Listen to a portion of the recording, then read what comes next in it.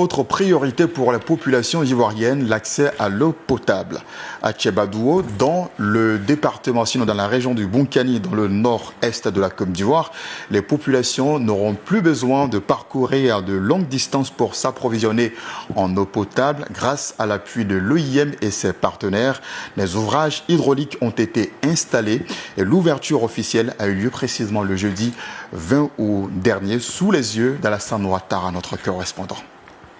À Vankoro, ici d'abord, on a l'eau, mais c'était insuffisant. Vu qu'on a nos frères qui sont à Tchébado et à l'arrivée du projet, on a dit, bon, comme nous on a un peu, on va donner à nos parents qui sont loin, qui n'en ont pas.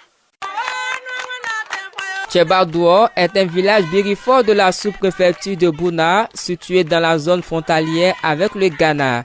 Les habitants de cette localité n'auront plus à parcourir environ 8 km pour s'offrir de l'eau potable à Vankoro, le village voisin. Je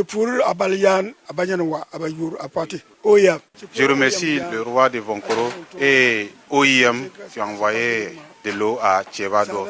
Avant, on avait des difficultés ici à Tchébado. Une femme pour prendre de l'eau doit parcourir au moins 11 km en aller-retour. Ces ouvrages hydrauliques destinés également aux activités agro-pastorales sont composés d'un forage relié à de bonnes fontaines, d'un périmètre irrigué d'un hectare pour le maraîchage attribué aux femmes et de 2 abreuvoirs pour le bétail. Le mouvement du bétail entraîne beaucoup de tensions, de conflits entre les communautés, notamment les agriculteurs et les éleveurs. Donc, apporter de l'eau à la communauté peut contribuer à réduire ces conflits. Ça réduit aussi le temps de travail pour les femmes, dans le soutien aussi de leur mari. Un ouf de soulagement pour les éleveurs et les femmes de cette localité. La saison sèche, nos bœufs parcouraient 11 km pour aller boire. La saison sèche aussi, il n'y a pas de nourriture pour les bœufs. Quand les bœufs vont les retours, il y a d'autres qui restent en route. Avant, on ne pouvait pas aller faire nos activités facilement. Chaque fois, quand tu as besoin de quelque chose, il faut aller vers ton mari. Mais avec l'arrivée du champ, on va faire nos activités. On pourra faire tomates, oignons, vendre et puis subvenir à nos propres besoins.